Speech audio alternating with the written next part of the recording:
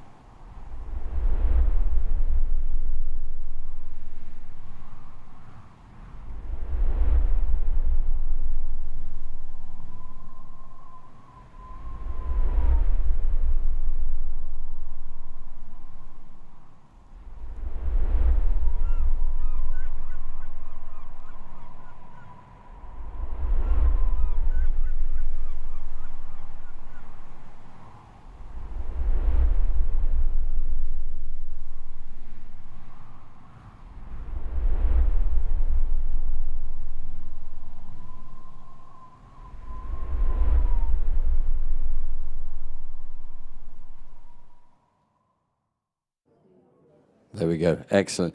Well, look, hopefully some of you will have actually seen our display in the Blue Zone, where you'll get a repeat of that video, but you'll also get the chance to sign it. Those are the world's biggest offshore wind turbines that will be deployed when they come out. They're 40 megawatt GE machines. There'll be a 3,600 megawatt wind farm, 277 of those turbines. That's a representation of it. We're delighted that the Prime Minister signed that. Also, Rishi Sunak, the Chancellor, and Kwasi Kwarteng signed it both with me yesterday, which is fantastic. And we've seen a lot of world leaders and heads of state sign that as well over the first few days. All the signatures are listed down the side. You can see them scrolling through when you get to it. So encourage everybody to go over there, have your chance to put your name on something really, really historic coming out the back of COP, basically. So proud to be doing that, and hopefully you'll all get to go and do that. So look, we commissioned this report a while ago with KPMG and with Simon and his team, and we felt it was very important in the run-up to COP to try and run through some of the areas where the UK had probably struggled, but also had enormous success. So we firmly believe we're the G20 country that's made the most progress on decarbonising over the last couple of decades, and trying to go through the lessons that we learnt on that. And indeed, Simon was central to some of those things, doing his role in government. And I think if you start with governments and you start maybe with whether it's global compacts or whether it's just governmental compacts, having policy and direction being set is absolutely critical. At the end of the day, there's businesses like ours and many other businesses, up and down the UK and throughout the world, America and everywhere else, that maybe go and deliver these things. But having clear policy, having long-termism, being absolutely clear that you want to decarbonise, that you want more renewables, setting targets, those are all very, very important. Also having frameworks in which those can be done.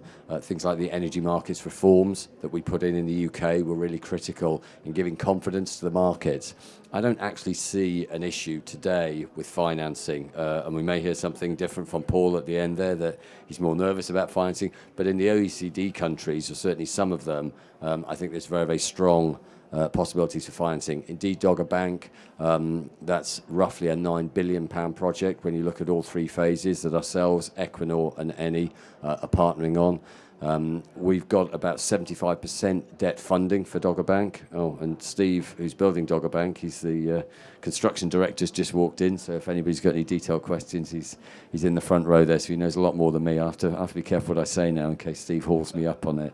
But no, 75% of that is funded by very, very attractive bank financing.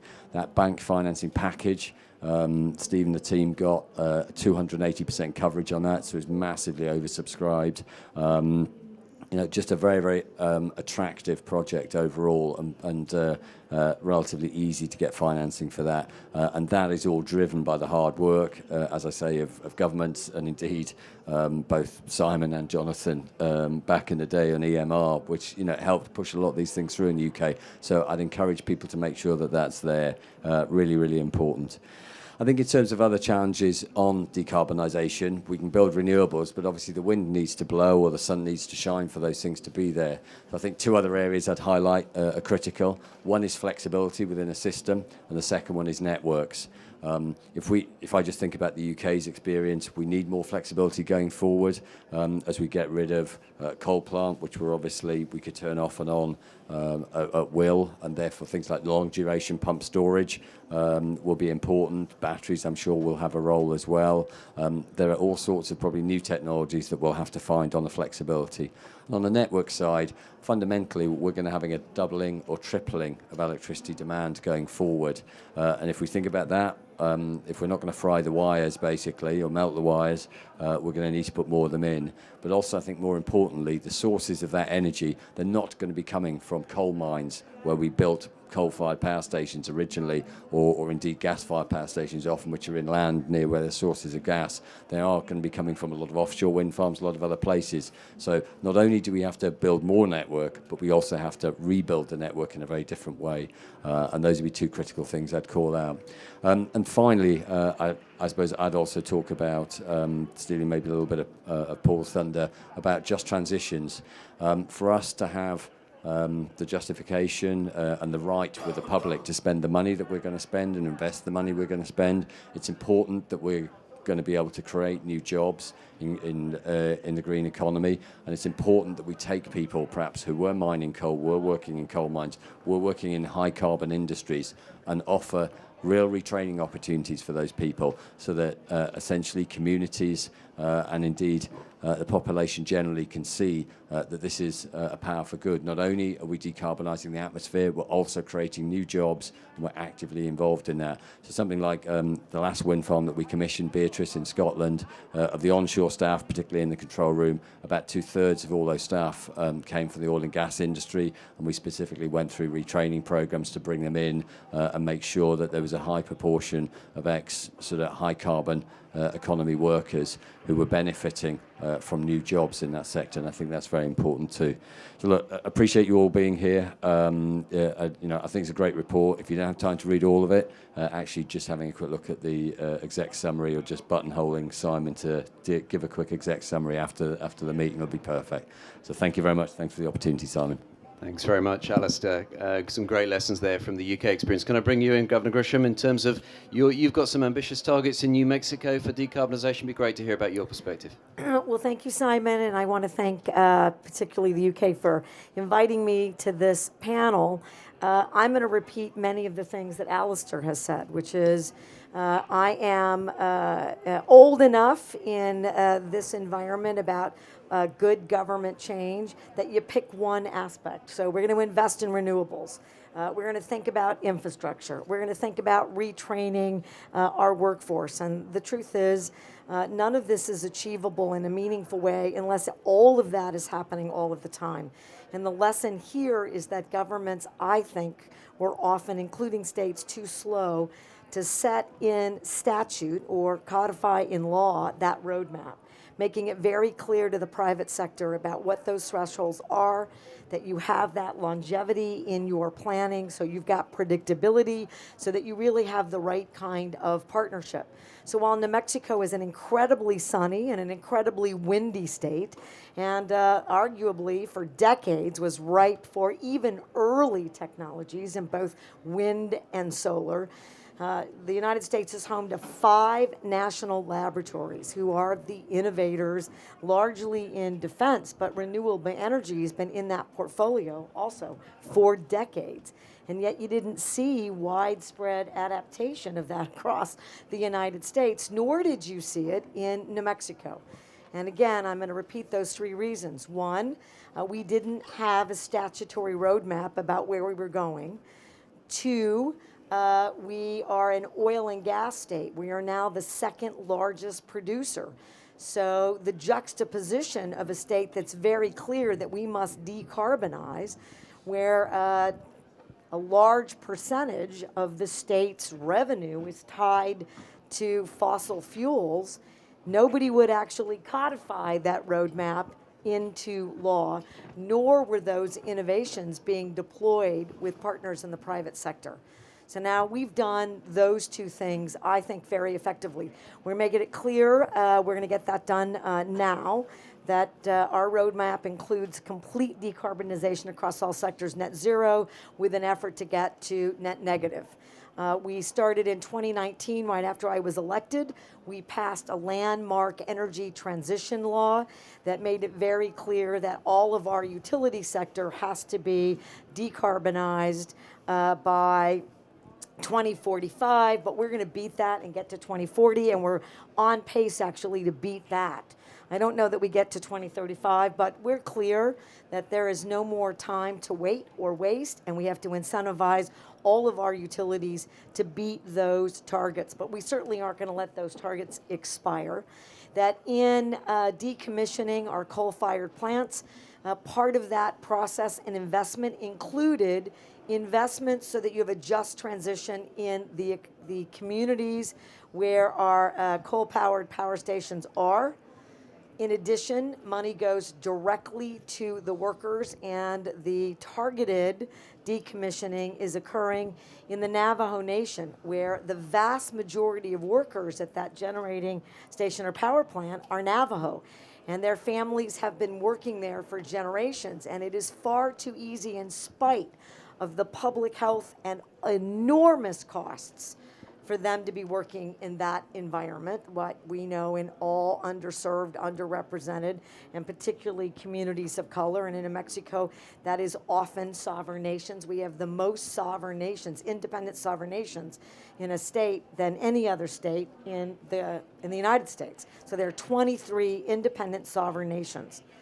Those 800 workers, the notion that you would retrain doesn't resonate or even translate very effectively. So that means that we are investing in those individuals and their families. So you're going to have money in your pocket for the mortgage, for food, for your kids, for your family, and we invest in the Navajo Nation directly, and we invest in all of the higher education systems. And right now, actually, New Mexico is, I think, leading the country in free college. So it doesn't matter when you go, how you go, where you go, what it is, we'll pay for it. Making it really clear that we're not going to have any barriers to that equitable and just transition. We think that those are incredibly important tools. Then we've been investing in the infrastructure. We now have the largest wind farm in the United States, is in New Mexico. More are coming. I'm sure we have lessons, Alistair, to learn from you as you scale the kind of opportunities here. We expect the labs to do the rest of that innovation so that the flexibility and redundancy in providing power is occurring, particularly at the individual household level, where we want folks to be part of that conservation and effort. And lastly, while our infrastructure is moving in terms of the renewable energy targets that we've set, we know that we have to have grid modernization, and we've also passed a statutory framework for grid modernization and those investments. And in fact, all the major power systems actually come together in a teeny town in rural southeastern New Mexico, a town called Clovis, New Mexico. So New Mexico is positioned to do all of that, and in that transition, we're also gonna get past a piece of legislation that also position New Mexico to decarbonize transportation through hydrogen.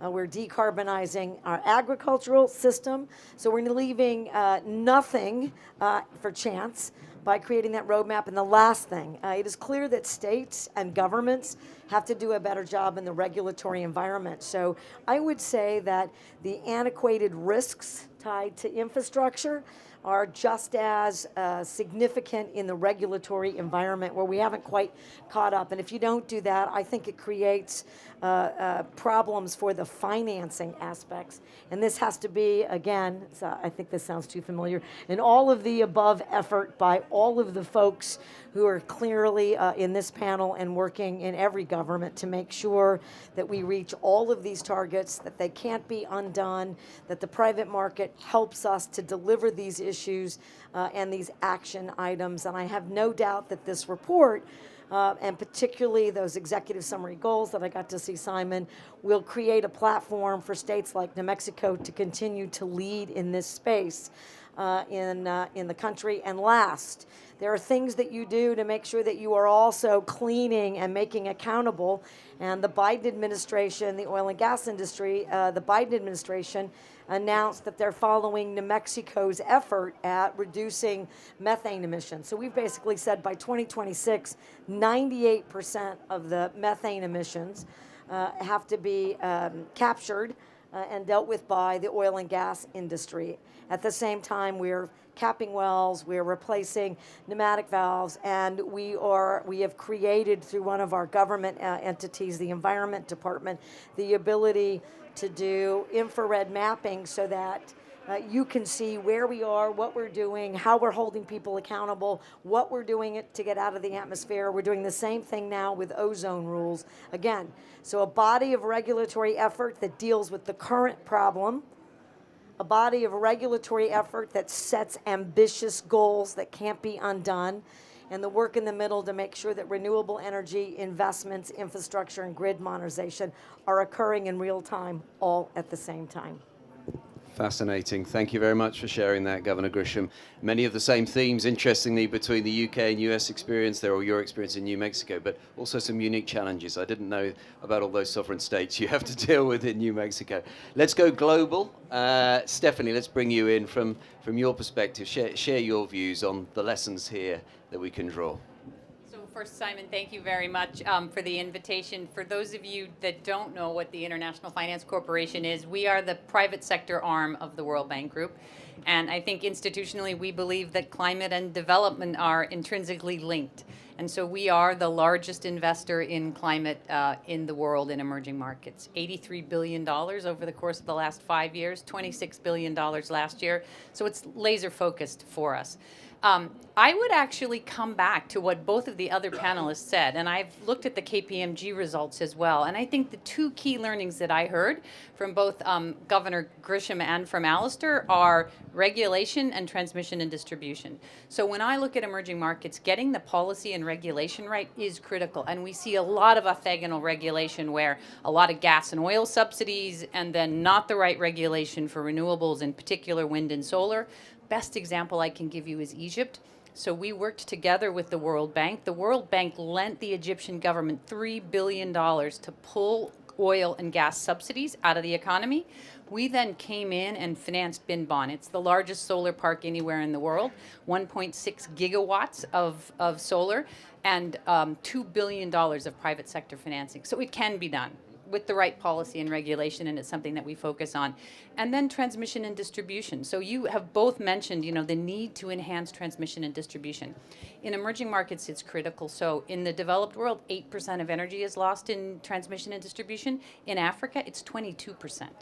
And most of those transmission and distribution companies are state-owned. We need to figure out how to privatize those. If you look at Latin America, Brazil, Chile, their transmission and distribution has been privatized. It's being run properly. The right capital stacks exist and the right investments are being made to make those transmission and distribution networks grid ready for wind and solar, which is really fundamental given where the price of wind and solar sits today. Thanks very much, Stephanie. So again, some interesting common themes. Paul, you're a global investor from BlackRock. Share your perspectives on the challenges we face. Thank you, Simon, and thanks for the invitation to be here. So indeed, BlackRock manages $9.5 trillion on behalf of our clients, including a substantial chunk here in the UK. And we believe that climate risk is investment risk. That's why we work on it, because as a fiduciary, we're concerned that where we're headed on emissions will create conditions for economic growth and prosperity that are far worse compared to if we make a successful transition to net zero. So for us, climate is not about values or ideology, it's about physics and economics. And our ambition is to move more money into this transition than anyone else. So we have a $400 billion platform for sustainable investing today. And what we're seeing is that capital markets finally, though late to the game, are moving. And so just the way we measure our commercial success, about 40% of our new business in this past couple of quarters has been into climate-related areas, which is a huge number for an asset manager like BlackRock. So I think on the themes of this panel, success will require a successful collaboration among three areas, right? The financial sector, government, and the corporate sector. And you see a beautiful example of that here, right? The UK has done a great job of creating the policy certainty and the long-term planning certainty in most areas to really accelerate decarbonization. And New Mexico actually has one of the most innovative approaches for early retirement of coal-fired power that Governor Grisham described. It's really cutting edge. And what it shows you is that when the economics get to a certain place on coal, then you can replace coal with clean energy at our savings to customers of electricity and have enough money left over to help pay for a just transition. And that is a huge thing. It does not happen by itself. It does not happen just because the economics are right. It requires effort and collaboration among governments and the financial sector and corporates, but it can be done, and New Mexico is a great example of that. And then finally, in the corporate sector, I do think SSE is a fantastic example of what you can do. And SSE, I mean, is in the catbird seat, I would say, in the low carbon economy, because we're trying to electrify transportation, and we're trying to electrify home appliances, and we're trying to build a green hydrogen economy, and all of that will just drive greater and greater demand for green electricity. The challenge that we have from BlackRock's perspective is that although the market is very good already, actually at rewarding companies that are already green, and there's a lot of money chasing those green companies. When green companies do IPOs, they're massively oversubscribed. I don't think that SSE has trouble raising capital in the market today because there's a lot of demand for renewable energy investment. What the market is not yet very good at is helping companies that are in the process of becoming green and distinguishing between companies in high emitting sectors today that are headed in the right direction, faster or slower. The ones that are cooling versus heating portfolios, if you like, financial portfolios based on their forward plans. So that's these are all great success stories. I think the harder thing is how are we going to deal with steel? How are we going to deal with aviation and shipping and chemicals and aluminum and trucking and heavy industries and heavy transport that where everybody's starting from a high carbon intensive base today. And we cannot just snap our fingers and imagine that we're going to live in a green economy tomorrow. And so the companies that have the engineering expertise and the balance sheets and the talent to make this transition work are companies that financial markets need to better support.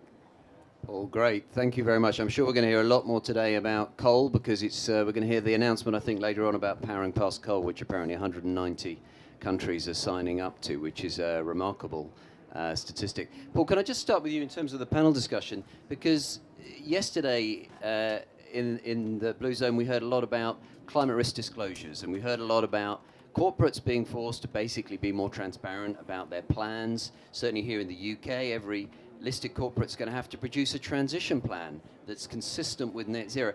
How does all of that information change your approach as a major global investor? So being a global investor means that we are a shareholder of companies on behalf of our clients. And in the last couple of years, we have been asking them a lot about net zero. Not that we have the perfect answer to the exact trajectory that companies should follow, but it's up to companies to tell us whether they have a compelling plan for financial performance and delivering value to their shareholders through this transition. Do they have a plan for thriving in a net zero transition and a net zero economy ultimately? And so we've spent a lot of time with thousands of companies around the world asking them for this.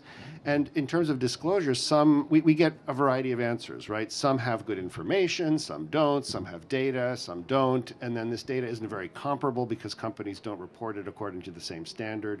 And that's why you're seeing so much effort around the alphabet soup of institutions that are trying to have a single reporting standard for corporate data around climate risk, because it helps all of us actually compare apples to apples when we try to evaluate how companies doing in a particular sector.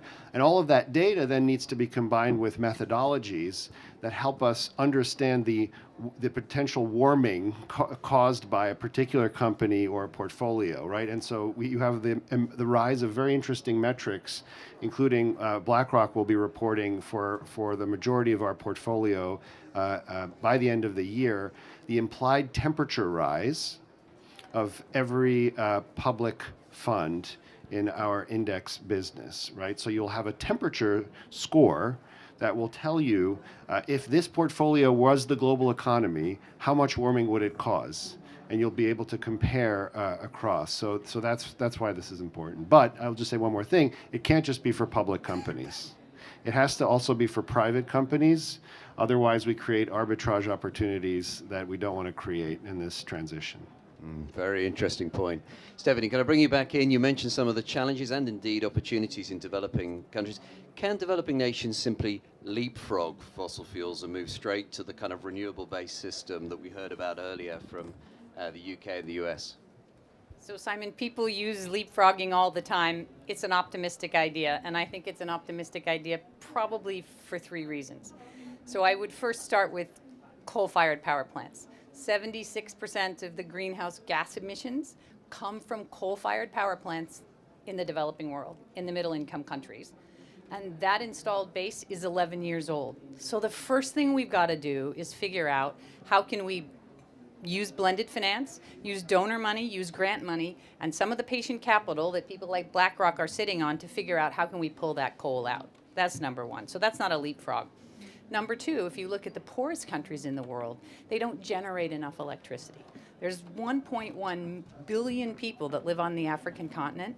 They produce 0.5% of the greenhouse gas emissions from electricity. So just to put that in perspective, in a year, Nigeria uses the same amount of electricity to run its entire economy that US gamers use, right? So we got a lot of work to do if we really want to create private sector-led growth and job creation in Africa by creating the base load to build an industrial economy. So that doesn't mean that we need to burn coal, but it does mean that we need to think about how do we introduce a balance with renewables onto the continent so that we can actually create the jobs and economic growth that we need. And I think the third issue is technology. So the idea of leapfrogging actually comes from technology, and it comes from what we were able to do with mobile phones. So when we started with mobile phones in the world, I actually ran IFC's business at the time, and our executive directors asked me why was I giving a luxury item to poor people. When we finished, the entire world had access to a mobile phone, and it really did change the world. But you can't leapfrog with technology unless you can drive down cost curves. And the cost curves, except for wind and solar, for most of the technologies that we're going to be using in the developed world to make the transition are too expensive for emerging markets. So hydrogen, carbon capture, battery storage, this is all too expensive. I mean, hydrogen needs to be at 1.5 cents, not 4 cents, for it to make sense for Africa. So again, as development practitioners, we need to find ways to drive those cost curves down as fast as possible by subsidizing some of the use of that technology in emerging markets. And again, so it's not going to be a massive leapfrog, it's going to be a slower transition. Okay, very, very interesting. Governor Grisham, can I bring you back in on the challenges and opportunities? You mentioned tantalizingly you're thinking that you can beat your 2045 target, and you're trying to bring that date forward. Just tell us a little bit more about, what do you see as the big barriers to hitting, as it were, 2035 as opposed to 2045? Well, in our largest utility company, which has already said, we passed the legislation in 2019 for the Energy Transition Act, and as we were signing the legislation, they said we can beat it by 5 years. Part of it is that they have now access to renewable energy utility operations, because at the same time, holding them accountable to divest and diversify and to get to carbon net zero, we've been investing our infrastructure money and have private sector partnerships for solar and wind. And New Mexico's now, I have to check it today, it's changing so rapidly, which is a good thing. That New Mexico, before I got here, was the cheapest state in the United States for solar energy for consumers. For everybody here, check it again. And that is a threshold that we all should be doing, right? Where is it cheapest? Why? What are they doing? And making sure that that gets replicated. And that access for them, and not just in New Mexico, but in the other states in the region, because this major utility company is also a major utility company providing energy in Arizona and Colorado and in Texas. And that creates, again, opportunities as those states are reinvesting and leaning in to renewable energies and moving away from fossil fuels. We also were able, which I don't know how this would translate exactly, but in developing countries and our rural, really poor counties, we use utility cooperatives, and they don't have access to the same capital, investors, supporters, and have tiny consumer markets that they still have to deliver reliable but cost-effective power, and they get very nervous. So we were able to bring them together as not just a statewide group, but a regional group in the Southwest and West. And that also provided an opportunity for our major utilities to actually partner with them in ways they had not done, which allows us to sort of bring the whole thing up to scale faster. And in thinking about what the other speakers have talked about you can't leapfrog, technology's not quite the same or there. I do think that means that we have to do a better job incentivizing and supporting the growing number of private sector, including utility companies, who are clear that they can get to carbon negative, so that we're actually offsetting while we figure out a way to deal with those other issues in developing nations. I think that's going to be a critical aspect, and one thing that, again, is looking for every single opportunity. Frankly, our geology and the fact that we are such a heavily producing oil and gas state, which we want a diversified economy. We don't want that. We want to be very clear that this is a robust transition away in every possible context. We know that we can do carbon sequestration in that environment that we had oil and gas. And that's going to be critical not just for New Mexico, but it's going to be critical for the whole western United States. And you can hear and see other states doing the same thing. Wyoming, Louisiana. I don't know that Texas is talking about it as much, but certainly could. California. We are all looking at ways to make sure that we're doing all of that. And at some point when we figure out the pipeline infrastructure, reusing where we can and doubling down on that infrastructure, you're going to be able to move it and store it in ways that really make a difference and shift our opportunities around the world and around the country. Well, let's spend a few minutes just talking about those technologies. You've mentioned carbon sequestration, and Paul was talking about hydrogen earlier. It'd be great to hear from maybe Alistair. Just, you mentioned, Alistair, flexibility and the importance of flexibility when you've got a high penetration of renewables. Tell us about the key technologies, Alistair, you think are necessary if we're going to make this transition to net zero. Okay, and I think different places will have different opportunities, and I'm pretty convinced we haven't seen all those technologies yet. But if we look at what the here and now is, and indeed I'm focusing a little bit on the UK, I think the sequestration issue, so carbon capture and storage, would definitely be high up on that. We've got a clear policy funnel in the UK. We've recently picked out 2 clusters, a super cluster between Teesside and Humber for the detail, and then HyNet as well in northwest of the country. Hopefully the reserve cluster up in Scotland will get a look in at some stage. I think they'll all need to be done.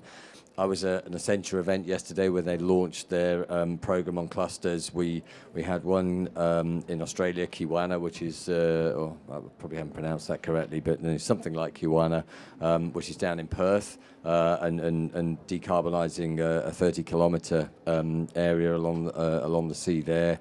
We've got a Basque one as well down in Spain that we heard from. So that was interesting. And then over in California, people are looking in around Los Angeles too. So I think you've got a whole lot of clusters. I think carbon capture and storage will be a key part for a lot of those. And I think the advantage there is that for us, we can see building a gas-fired power station with carbon capture and storage.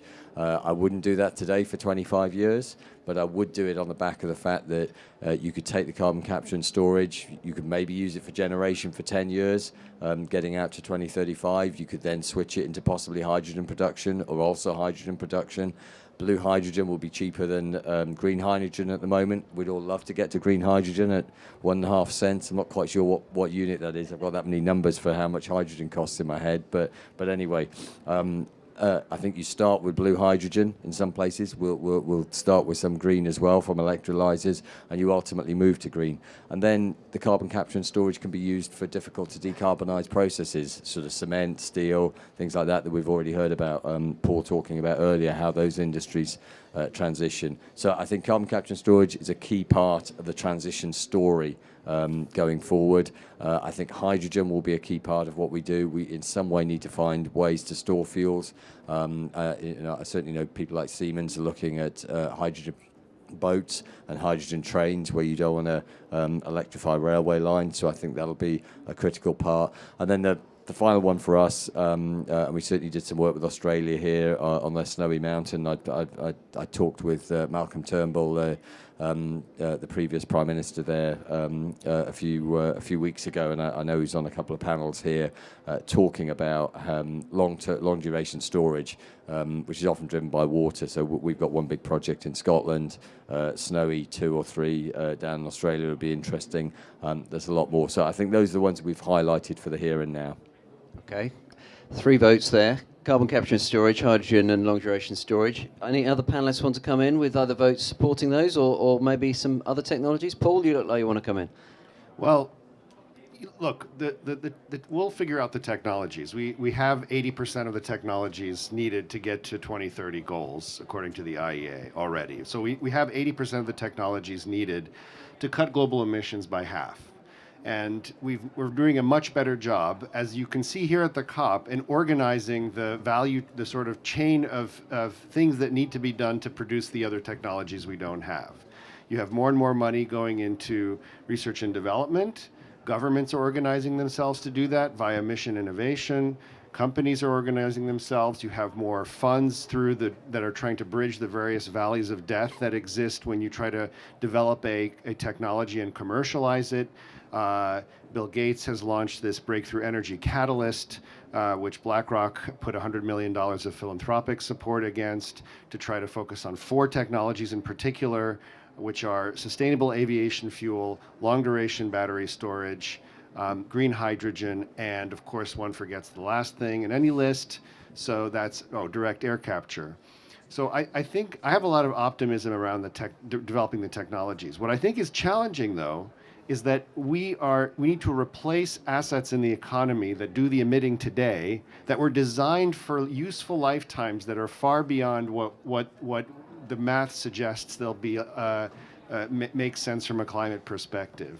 So it's not, the hard part is not developing the new green stuff. The hard part is figuring out how to smooth the transition out of the dirty stuff. And we've talked about the great example in New Mexico of doing that for coal. It's going to be hard for passenger vehicles. How are you going to get all the internal combustion passenger vehicles off the road? You think you're going to do that just by selling more EVs? No, you're not. How are you going to get rid of the chemical plants and the cement plants and the steel mills that have technically or financially useful lifetimes left? You're not going to do that just by building something alongside them that doesn't emit any carbon. So figuring out how to achieve a transition away from dirty assets in a way that minimizes stranding, because stranding is bad. Stranding of capital, stranding of workers, stranding of communities is something we're trying to minimize. That's going to be the hard part. Thanks, Paul. Can we continue that theme of the just transition? Stephanie, I want to bring you back in here. You're obviously heavily involved in projects around the world. Just say a bit more about how do we make sure this is a fair transition. We heard from Governor Grisham about the great example of the transition from coal in New Mexico, but in the developing world, what are the key ingredients? So Simon, I'm going to start to sound like a pessimist, and I'm not really, I'm an optimist, but let me just take a step back and frame the magnitude of the problem. So we've had so we came together, we created globalization, we created global trade. With that, development was able to pull hundreds of millions of people out of poverty and create middle classes around the world. 2 crises, COVID and climate, are really changing that fundamentally. So from the COVID crisis alone, 100 million people have slipped into abject poverty. Our definition of abject poverty, people that live on less than $1.90 a day. We think with the climate crisis, another 136 million people over the course of the next decade are going to slip into abject poverty. So we have an obligation to ensure that this transition is just and that we reinitiate development so that we can pull people out of poverty. So what does that look like? It means going back to Africa and finding ways to create the jobs and economic growth that will drive their economies forward. That means the right kind of base loads. It means being really careful when we think about electric vehicles, for example. 4.6% of the automotive industry last year was electric vehicles. Do you know what's going to happen to those combustion engine cars? They're going to go from Europe to Africa. The diesel trucks are going to go from Europe to Africa. We need to make sure those kinds of things don't happen. And that's an obligation for all of us as we think about a just transition. And then making energy available to the people that don't have it. There are 800 million people in the world that don't have access to electricity. And in order for them to be pulled out of poverty, in order for them to educate their children, they need access to electricity. How do we do that in a way that's clean or cleaner and continue to make the world a bit more equal? And I think we have seen inequality rise. Great. Well, welcome, Minister Greg Hands. Delighted you could join us. We've been discussing the lessons of the UK journey and sharing some great experiences from around the world. So UK, US and global experiences about decarbonisation. So I don't know if you want to take the lectern and maybe just say a few words from your perspective, but there's been a good deal, I think it's fair to say, of common ground in terms of some of the shared perspectives around from the panel, but also some challenges that Stephanie's been presenting in terms of developing nations and indeed this key point about the just transition and making sure it's a fair transition to net zero. But welcome, and the floor is yours. Right, well, thank you, Simon, thank you, Alistair, thank you, Michelle, thank you, Stephanie, and thank you, Paul. Sorry I'm a little bit late to come into the panel, but as you can imagine, as Energy Minister on Energy Day, it's quite a frenetic schedule, I would say. In fact, I've just come from meeting energy ministers from the United States, Canada, the EU, India, China, discussing how we're going to affect progress going forward. But look, it's a pleasure to join you all today. Firstly, I wanted to thank SSE for co-hosting this event today at the UK Pavilion and getting Energy Day off to such a great start. As UK Energy Minister, I'm delighted that we've been able to work with SSE, and fantastic to see our Secretary of State for Scotland, Alistair Jack, here as well. Also, keenly aware of the importance that SSE plays in Scotland and across the UK. But SSE, of course, is one of the UK's own homegrown green energy champions on this event and throughout COP26 as our principal partner. I'd like to begin by looking at the work of the company, as it is a great example of the UK's clean energy transition in action. It's a model we want to see replicated again and again as we seek to decarbonise our power sector, not just here in the UK, but across the globe. As I was just saying to my fellow ministers, I've spent 5 years in trade.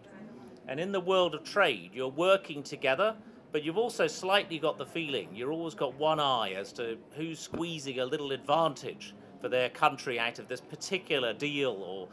But climate change and energy is not like that. You know, we all need each other to succeed. That is one of the most important things. So when we gather together, you know, we should be urging each other on to make sure that we get to net zero, the whole world, in the way that we have set out in Paris and now here in Glasgow.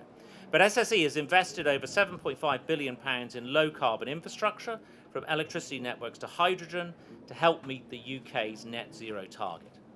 And that investment includes the creation of Dogger Bank, the world's largest offshore wind farm, a spectacular field of majestic turbines towering over the North Sea. I recommend that you all go along to a presentation being held on Dogger Bank in the Climate Action Hub at 12 noon today to find out more. But this huge achievement hasn't materialised of its own accord, like rising from the depths like Neptune. As highlighted by SSE and KPMG's hindsight report, the UK's success in decarbonising the power sector is thanks to the policy framework we've put in place over the last decade or so, particularly I'd say in the last 5 years, which has encouraged and supported green investment.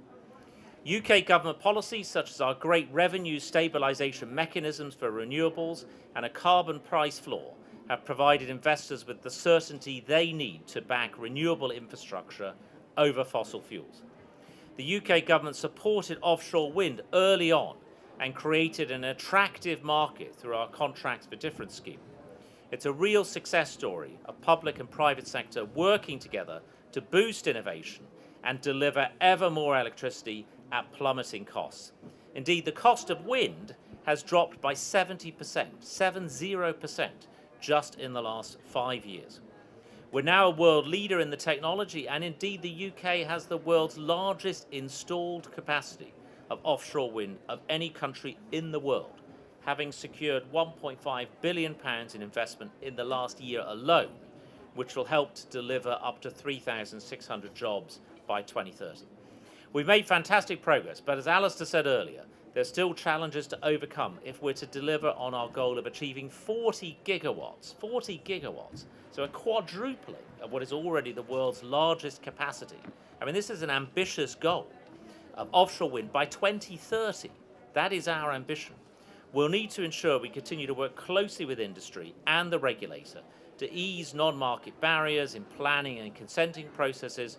Crucially, we'll also need to make sure we invest sufficiently in the grid to connect new projects as well.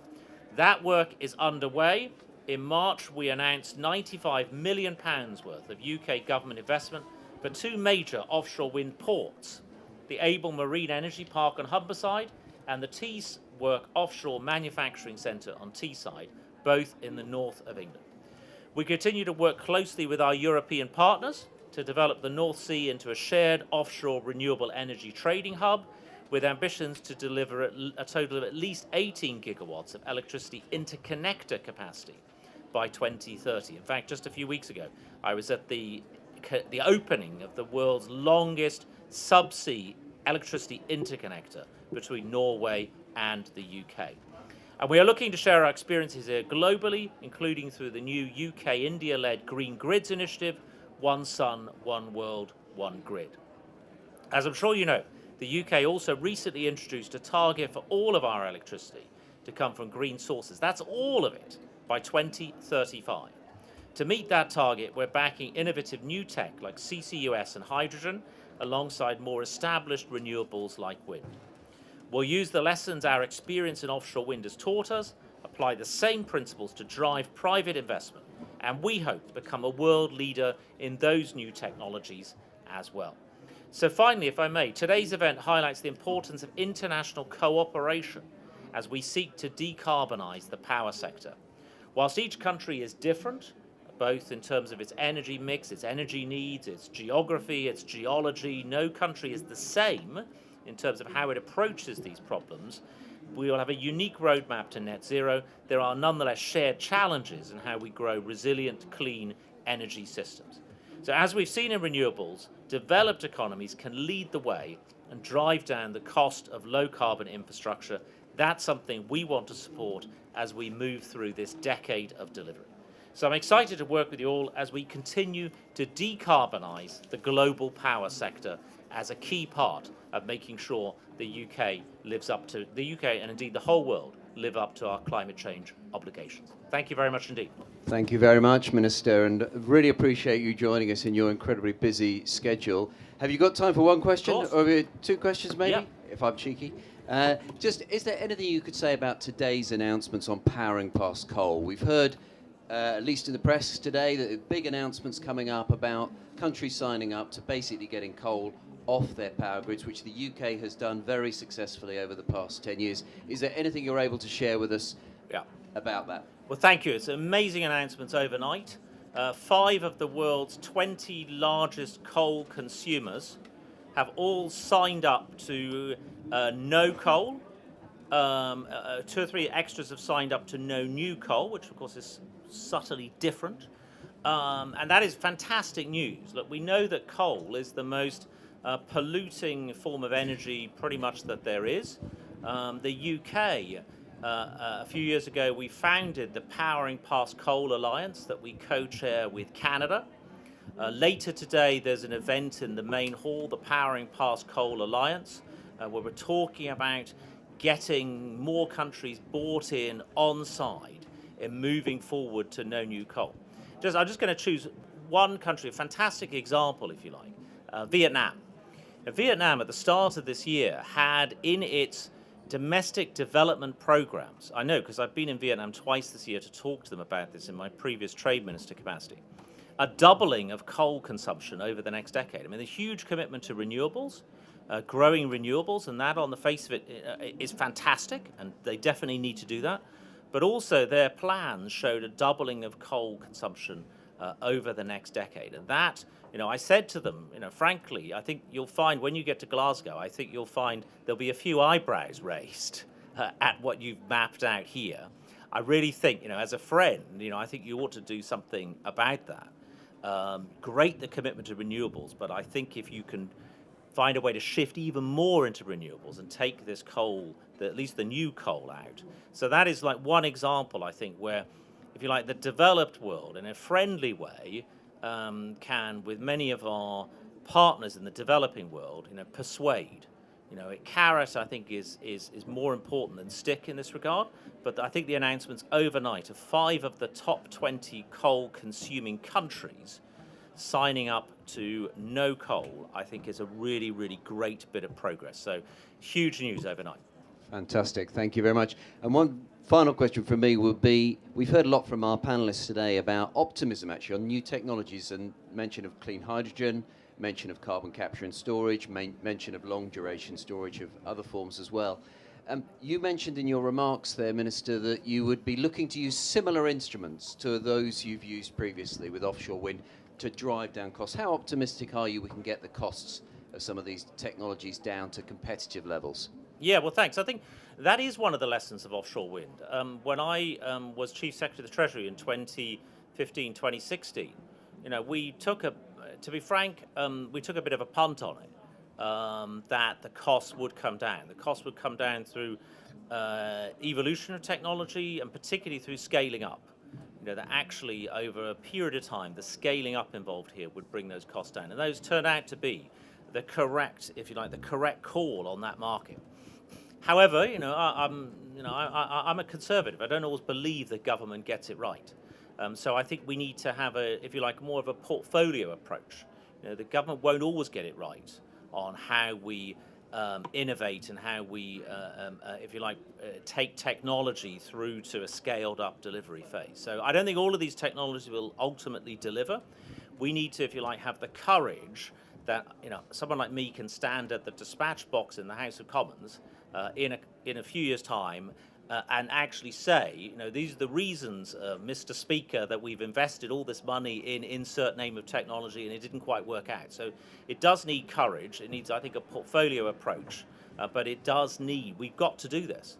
The UK, by the way, is a fantastically well-situated country, geographically, geologically, for so many of these new technologies. And not everybody will have, if you like, the access to the fantastic assets that the UK has. But that is where I think the UK can play a leadership role in developing a lot of these new technologies, because, if you like, we've got an access to almost everything. Even surprises some people. We've got quite good solar capabilities in the UK, which will sometimes surprise people. But we've got a little bit of everything. We've even got a little bit of hydro up in Scotland as well. So we can show, I think, in our position to show how can we turn new technologies into a scalable, commercial, private sector investment as well. I think the UK is well positioned to do that. Fantastic. Thank you very much, Minister. And thank you very much for joining us today. Thank you. Really appreciate your time. Yeah. Thank you. Governor Grisham, can I bring you just back in to share some further thoughts from a US perspective and from New Mexico's? You hear those remarks about, the optimism about new technologies there and about what can we do to bring those on stream. You've got those great natural resources you referred to earlier.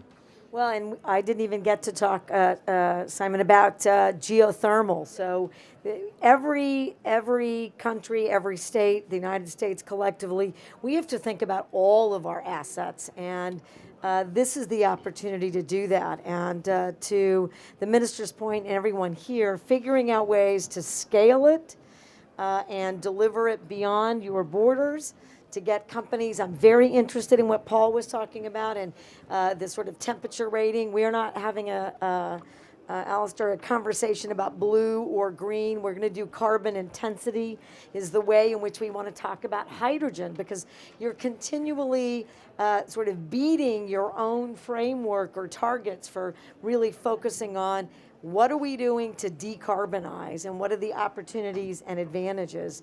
I think that in addition to the COP26, this optimism that even though it's hard, and the notion that you're not going to get every personal vehicle on hydrogen or electric by tomorrow, and that we're not going to be able to electrify trains. New Mexico is so frontier that when most states and countries are talking about urban transportation with electric buses and hydrogen-powered transportation, we can't even do urban transit very effectively because we just don't have enough people and have never figured out a way to do that effectively with a limited population. And those are going to be the kinds of debates and challenges in developing nations who have lots of people but don't have the infrastructure. And so it's a different situation, but the way in which you have to approach it, I think, is exactly the same. I believe we can also incentivize, for example, all of the research institutions to do a race to the top about these technologies. The COP26 and like efforts, I think, are going to produce, particularly now, what's been missing, I think, for policymakers, is that the private sector, both individual companies, so clean fuel standards are occurring in the United States because car companies are doing something different. The synergy between what's going on in the private sector, the financing, the public policy, the demand for change, and the realization that we've run out of time, I think is creating the platform to achieve in every context, as long as we're all still on the same page moving forward. That's how I think this technology actually gets out. Brilliant, thank you.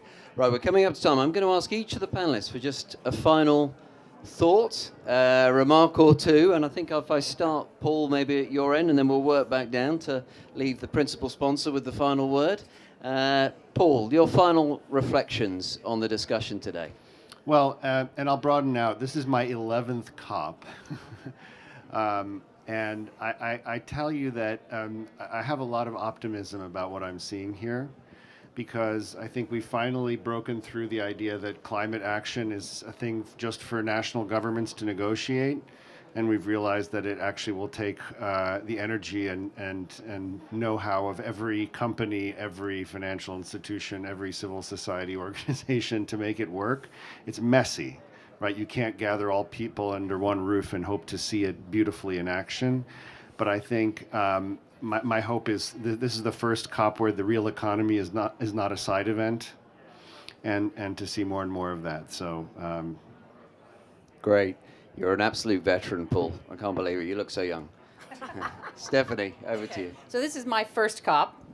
And for me, I think a really good outcome has to do with us thinking very differently about partnerships. So there's been a lot of talk about the fact that there's no fiscal space left, and especially in the places where I'm investing. So we need the private sector. But what I've seen happen is there's kind of 4 pools of capital that have optimized themselves around their own nodes, right? So we've got the development finance institutions, we've got philanthropy, we've got patient capital, and we've been talking about patient capital since Addis in 2016, so the pension fund money that BlackRock holds. And then we have the private sector. So we have $100 trillion of assets under management that GFANS alone has committed to get to net zero. If you take those nodes and add them up, the sum of the parts doesn't get us the whole we need. So for me, a really good outcome from COP is figuring out how those 4 sources of capital can collaborate differently to actually help us solve the climate crisis. Fantastic, Stephanie. Thank you for that. Governor Grisham, your parting thoughts. Well, this is my first COP, and I agree that I'm seeing the right kinds of partnering occur that can have the kind of impacts that we know are necessary for success. But I think it's being driven in a variety of ways. One, consumers continue to do what consumers do, which is we want to be part of the solution now, and we want it to be affordable, and we want to help be part of that equation about we determine what is really affordable.